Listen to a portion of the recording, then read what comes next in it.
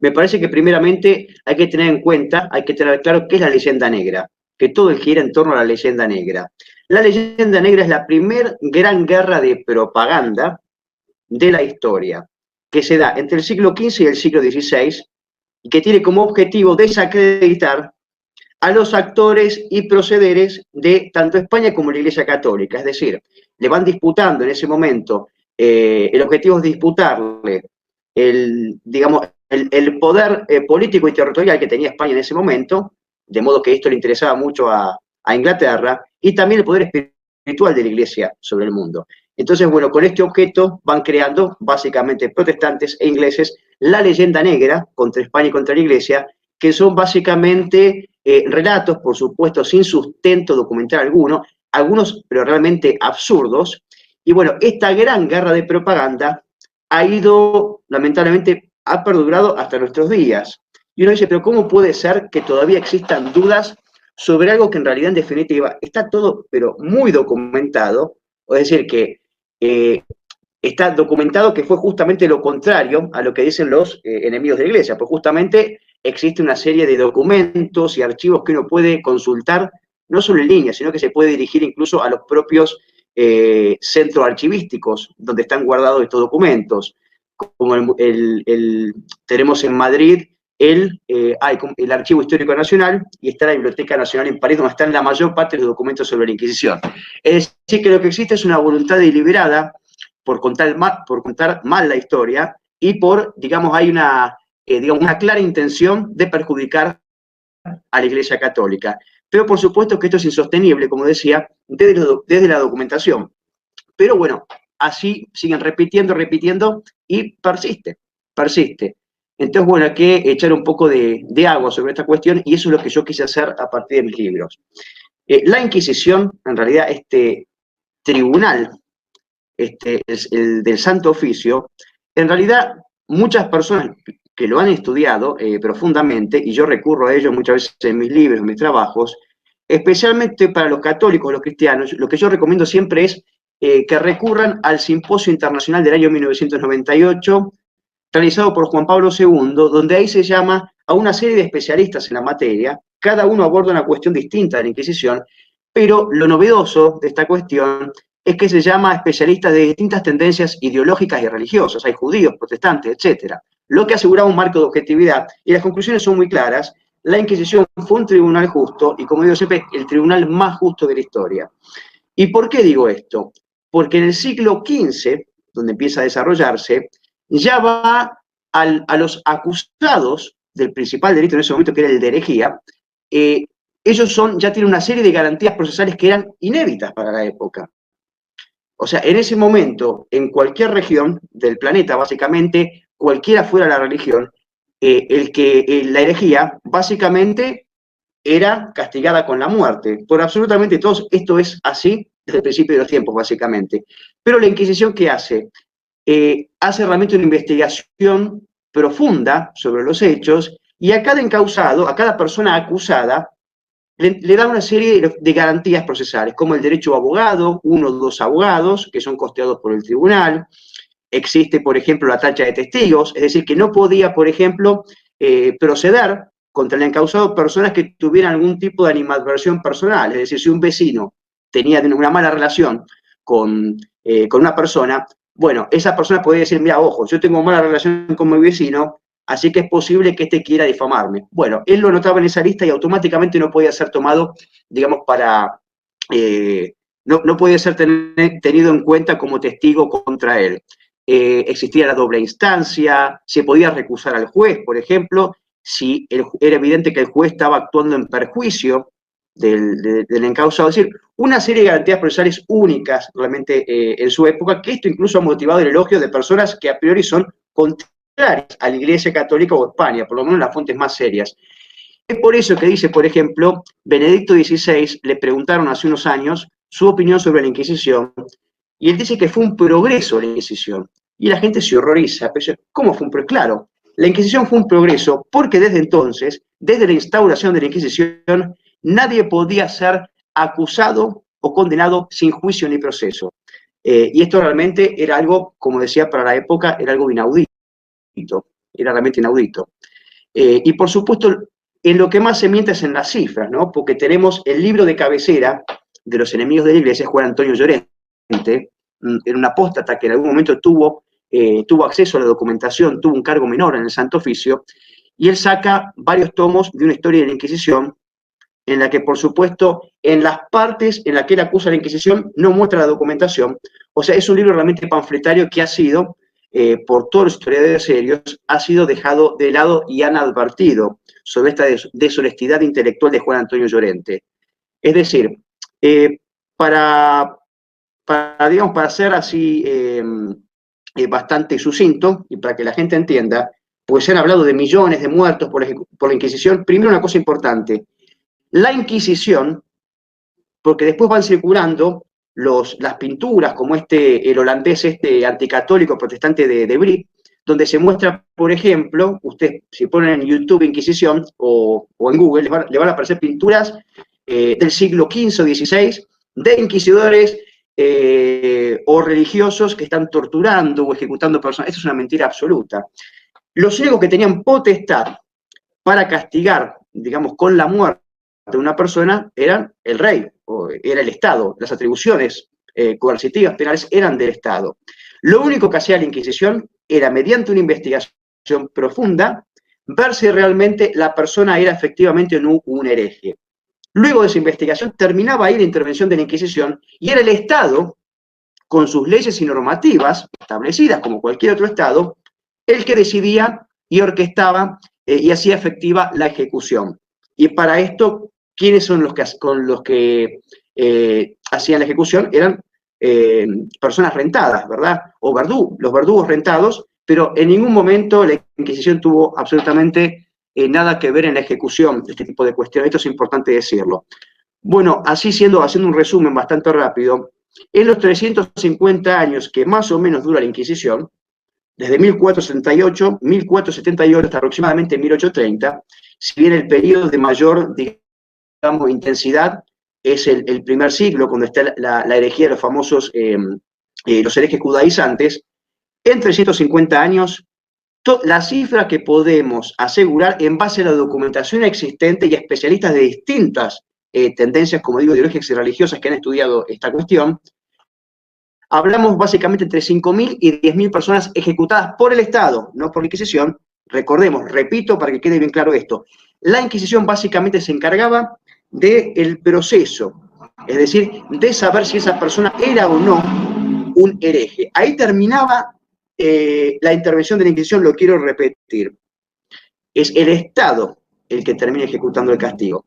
Recordemos que el hereje en todas las épocas y en todos los pueblos era considerada digamos, el peor de los corruptos, porque corrompía el alma. Santo Tomás incluso lo compara con el falsificador de moneda, y es mucho más corrupto el falsificador o corruptor del alma que el falsificador de moneda. Y esto lo fueron aplicando distintas religiones.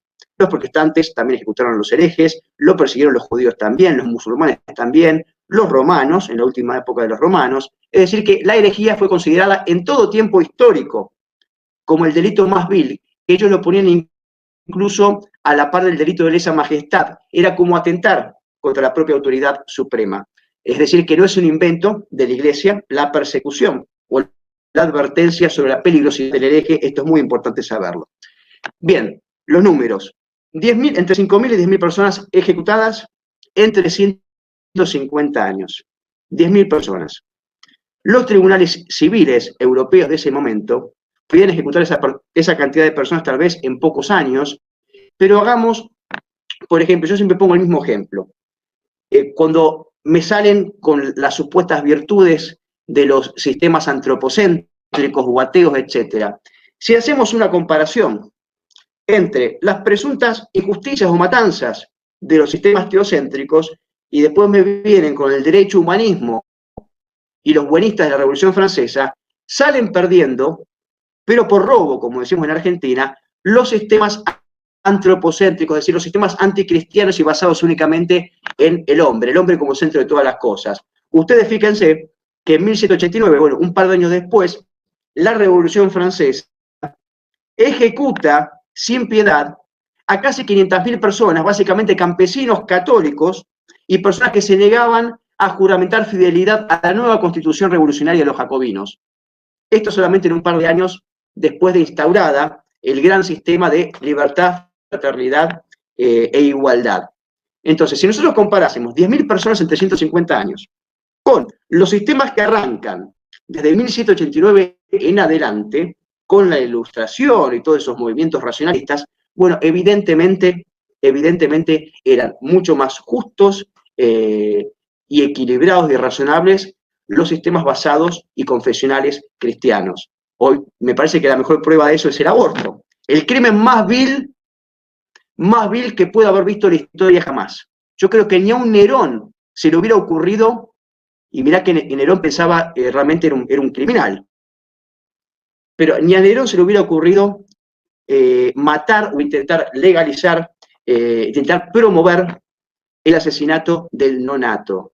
Bueno, estos son los tiempos modernos, los tiempos antropocéntricos, etc. De modo que, bueno, me estoy yendo un poco por las ramas, pero la Inquisición estuvo muy lejos de ser lo que dicen que fue. Fue en realidad, ¿y por qué digo siempre que es un tribunal de misericordia? Que a mucha gente lo horroriza.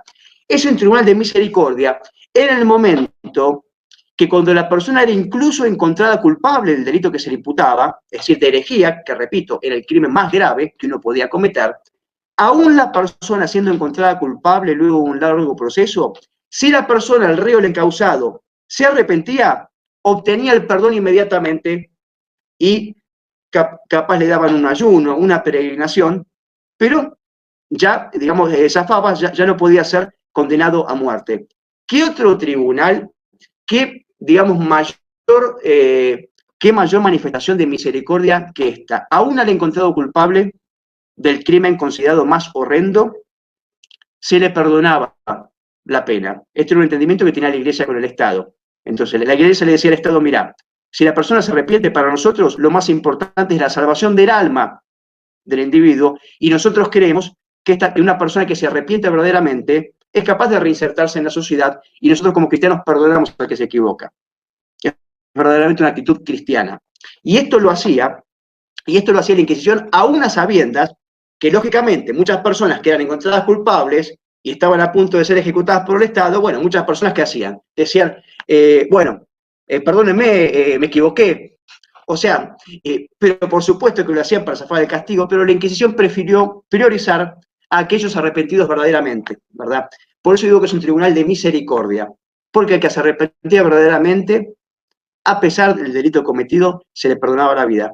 Fíjense, hoy, por ejemplo, como digo siempre, hoy incluso en la cuestión de un robo. Alguien roba, está bien, vos te podés arrepentir después, pero a la cárcel vas igual. Así que por eso digo que la Inquisición es un tribunal de misericordia y el tribunal más justo de la historia por la cantidad de garantías procesales que tenía el encausado, y estamos hablando del siglo XV. Siglo XV.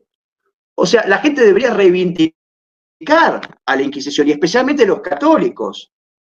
O sea, repito, la Inquisición fue un progreso para la historia de la humanidad en el modo en que se trataban y se buscaba una justicia, digamos, un proceso objetivo para todas las personas. Y repito, y también es un ejemplo de misericordia.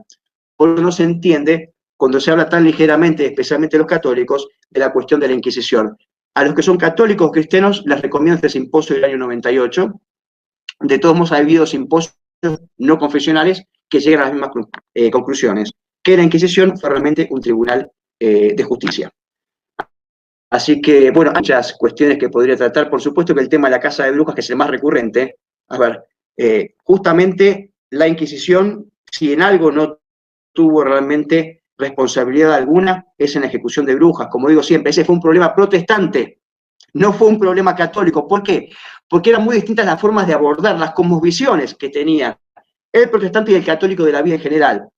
El católico, por ejemplo, cuando veía a estas personas, estas brujas, supuestas brujas, ¿qué decía? Y esto que digo está en las propias normativas de la Inquisición sobre el trato que debe darse a la brujería. De modo, esto bueno, lo cito en mi libro, y ustedes incluso estas normativas de la brujería las pueden chequear en internet. Muchas están y son fiables. Entonces, el católico creía simplemente que la bruja, brujo, eran simples locos, locos, básicamente, que había que intentar curar o reinsertar en la sociedad. Es por eso que se ve la tasa tan baja de ejecuciones de brujas en todos los países donde hubo Inquisición católica. El mejor trabajo que existe hasta el momento, que es reconocido absolutamente por todos, es un trabajo en conjunto que hacen Jaime Contreras y el danés Henningsson, no me acuerdo el nombre de pila, Henningsson y Jaime Contreras. Ellos son especialistas en la cuestión de brujería a partir del siglo XV. Y ellos estudiaron absolutamente todos los procesos de brujería de la Inquisición católica, incluso algunos de la Inquisición protestante, en base, bueno, los protestantes no tenían, hacían todo en la clandestinidad, no tenían todo documentado y prolijo como tenían los católicos, pero ellos también acudieron a otras fuentes, de modo que pudieron ver un poco cómo fue el tema protestante. Pero en cuanto a los católicos, ellos ven realmente que de todos los procesos, en 350 años, no se llega a 100 brujas ejecutadas. Ahora bien, si vamos a las regiones protestantes, son los propios protestantes, incluso Charles Lea, que es el protestante, digamos, el historiador de cabecera del protestantismo sobre la Inquisición, él reconoce que los protestantes en menos de 100 años ejecutaron a 200.000 personas por delitos de brujería. ¿Cuál es la diferencia? El protestante vería inmediatamente al brujo, presunto brujo, lo veía como la encarnación del demonio directamente. Creía que el demonio estaba en esa persona y por eso lo ejecutaba sin miramientos, sin procesos, sin absolutamente nada. En cambio, el católico, repito, pensaba que era un loco. Bueno, tenemos que intentar curarlo, ayudarlo. Por eso la tasa tan baja, repito, de ejecuciones en las regiones católicas, de modo que no se entiende cómo siguen insistiendo en la casa de brujas de la Inquisición, manga de ignorantes. Lean un poco. Esto viene de muchísima gente que sigue insistiendo con el tema de la casa de brujas. La Inquisición fue realmente ejemplar. Ejemplar. Por supuesto que como toda institución humana, tiene personas más probas, menos probas, pero lo bueno, y esto es registro, el funcionario inquisitorial que actuaba de modo desaprensivo, enseguida era encarcelado, directamente, o directamente se lo desvinculaba del tribunal. Recordemos que hubo papas que fueron inquisidores, como San Pío V, y otros más que no me acuerdo en este momento, pero cito en el libro. Se hacía un examen y un análisis riguroso de cada postulante para ser inquisidor. Había que tener una formación aparte especial, mucho mayor que la de un obispo. En general eran teólogos y a la vez eran juristas, o sea, habían estudiado Derecho. Tenían una serie de conocimientos, pero también tenían que tener una serie de, digamos, aptitudes humanas, ¿verdad? O sea que no era fácil para nada ser inquisidor. Era una selección muy minuciosa, y bueno, y por eso vemos que en realidad en general se ha manejado muy bien la Inquisición. Pero bueno, son tantas cuestiones ligadas a la Inquisición realmente que me sería muy difícil tratarla en pocos minutos. Yo no sé si después la gente tiene alguna pregunta, yo no tengo ningún inconveniente en responderla, pero no sé qué más podemos, qué se me está pasando, Horacio querido, sobre la Inquisición. Creo que ha sido un resumen espectacular. Aclara que silencio el micrófono de Cristian Iturralde simplemente para evitar el eco en el momento de la transmisión en vivo, que son los percances que nos genera YouTube. Y sinceramente considero que ha sido un resumen espléndido. Veo que hay algunas preguntas respecto a la documentación o la forma en la que se puede abordar el tema. Los tiempos son bastante tiranos. El tema de la Inquisición española requeriría por lo menos un seminario. Sin embargo, yo recomiendo nuevamente, y ahora antes de pasar al segundo tópico, vamos a hacer una mención al respecto. Insisto, La Inquisición, un tribunal de misericordia de Cristian Iturralde, es uno de los mejores libros que van a leer al respecto, y es un libro bastante amplio. Les digo sinceramente, lo estoy viendo en este momento, más de 400 páginas. De repente, para que vean que no es una cuestión solamente de proselitismo hacia mi camarada y compatriota, también pueden leer otras obras que son interesantes, mucho más breves claramente, pero que no dejan de aportar luz en este mundo de tinieblas, que es Leyendas Negras de la Iglesia, de Vittorio Messori, que es también una obra bastante interesante, aborda la leyenda negra, aborda la época de los cristeros, incluso de ahí he sacado varias ideas para los mini documentales que hice desmitificando lo que había en torno a la Iglesia Católica, que fueron los primeros videos que hay en este canal.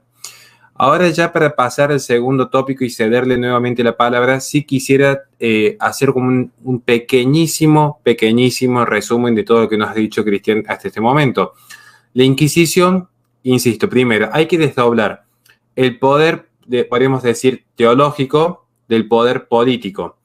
porque lo que se encargaba la Inquisición era simplemente de verificar si se había cometido el pecado de herejía. No ejecutaba. La ejecución como poder coercitivo del poder político, valga la redundancia, correspondía a otro estamento que estaba por fuera de la iglesia, digamos. Básicamente es lo que sucede hoy en la actualidad, para que se entienda en este paralelismo, es como el perito. El perito puede definir quién fue el que ocasionó un accidente, pero no establece la pena, no establece la indemnización, simplemente determina la veracidad de los hechos. La pena queda en última instancia en el Poder Judicial. Bueno, este paralelismo creo que es clave. ¿Y qué ha traído la Inquisición en términos positivos? Recordando desde ya que no estamos haciendo una defensa acérrima de creer que fueran absolutamente todos santos, porque hasta los santos pecan 7 veces al día. Aclarado eso, porque para haber una cuestión de mitos respecto al católico, sabemos que somos falibles, sabemos que nos equivocamos constantemente, pero como institución, a Occidente le trajo la posibilidad de que cada acusado posea un abogado defensor. Tema fundamental. Desdoblar el órgano acusador del órgano juzgador, porque no era lo mismo quien establecía la acusación de quien finalmente tomaba la decisión dentro de lo que era el Santo Oficio. La posibilidad de arrepentimiento. Algo que creo que no me llegó a mencionar Cristian, que es importante y que está relatado en su libro, es las condiciones en las cuales se daban las penas, porque no estaban hacinados en cárceles o con los tratos que se ven a veces en ciertas películas, sino que tenían celdas individuales, con alimento 3 veces al día, con baños, con la posibilidad de consumir agua potable, que en el momento de la Edad Media no era un tema menor, la posibilidad de leer, de educarse, dentro de lo que era la pena que se le establecía. Entonces, esto es un tema muy importante, porque lo que hoy se podría definir como derechos humanos, no soy muy fan de esas palabras, pero algún día vamos a explicar por qué, ya venía gestado de ese momento. Además, que hay una cuestión que es esencial. Cada vez que se establecía una pena, era en base a una acusación basada en pruebas. No era simplemente una acusación como se dio en otras partes del mundo, que era la palabra de uno contra la palabra de otro. Esto es fundamental, porque que existan no solamente las pruebas, sino la ley previa, es uno de los pilares del sistema jurídico occidental.